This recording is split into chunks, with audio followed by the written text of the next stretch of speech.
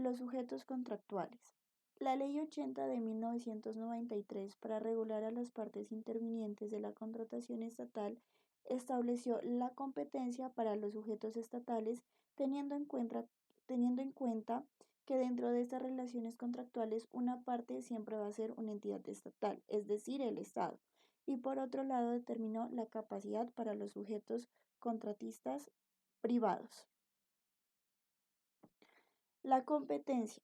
Con lo relacionado a la competencia de las entidades estatales, en el artículo 2 de la referida ley se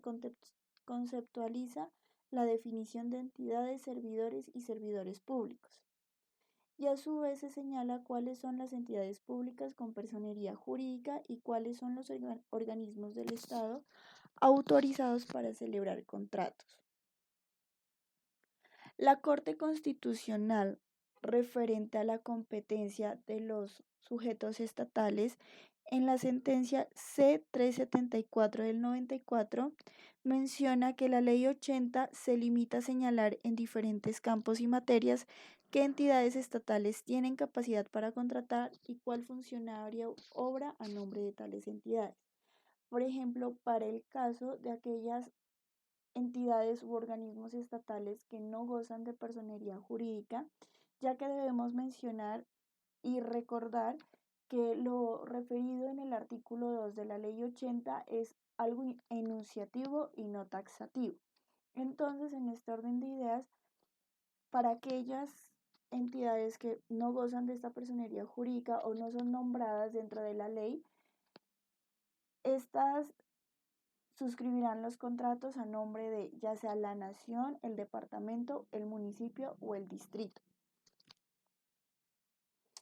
ya que a fin y al cabo todos los efectos del contrato se cumplirán en relación con la respectiva persona jurídica. Ella adquirirá o enajenará los bienes, si de ellos se tratase. Si se contraen obligaciones económicas, se pagará con cargo al presupuesto de X o Y entidad estatal, etc. La capacidad. Referente a este tema, la Ley 80 del 93 menciona en su artículo 6 que los sujetos que intervienen en una relación contractual estatal deben estar dotados de la capacidad legal de conformidad con lo establecido en el Código Civil, el Código de Comercio y las limitaciones relacionadas a la inhabilidad e incompatibilidad de la Ley 80 del 93. Es decir, los contratantes pueden ser personas naturales y jurídicas que gocen de un atributo de la personalidad que es la capacidad legal, como lo establece pues el articulado del Código Civil y del Comercio, y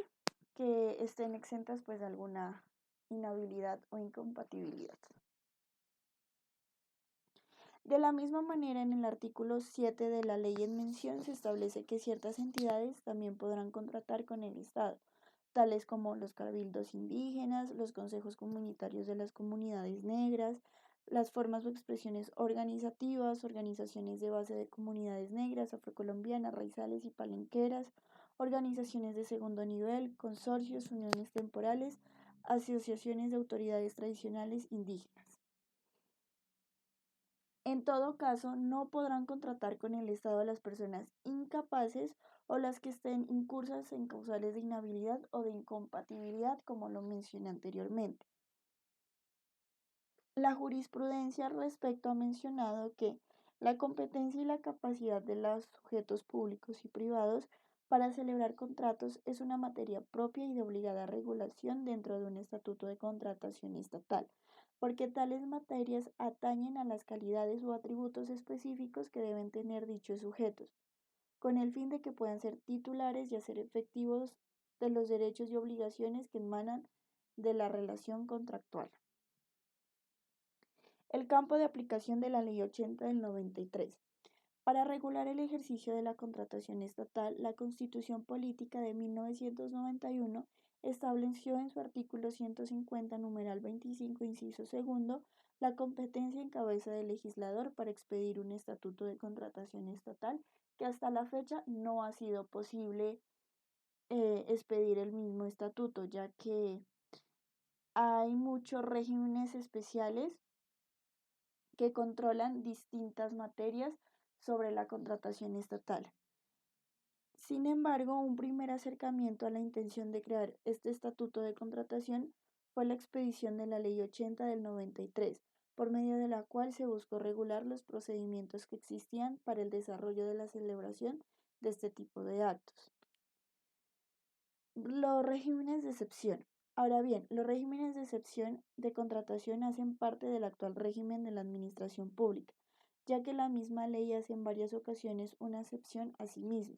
o establece que una materia determinada deba ser reglamentada, haciendo que dicho tema tenga sus normas especiales y no siga los requisitos que la Ley 80 establece,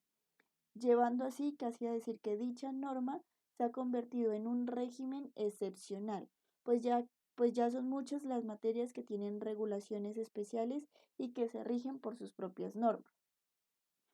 Un ejemplo de una excepción indirecta puede ser el tema establecido en el artículo 76 referente a los recursos naturales, lo cual tiene una normatividad en especial. Otra excepción es la establecida para el régimen de salud, el cual ha tenido su desarrollo normativo con la Ley 100 del 93. Sin embargo, hay que recordar que estas excepciones son indirectas, puesto que en algún punto siempre van a referir a la Ley 80 del 93. Contrario censu, hay otras excepciones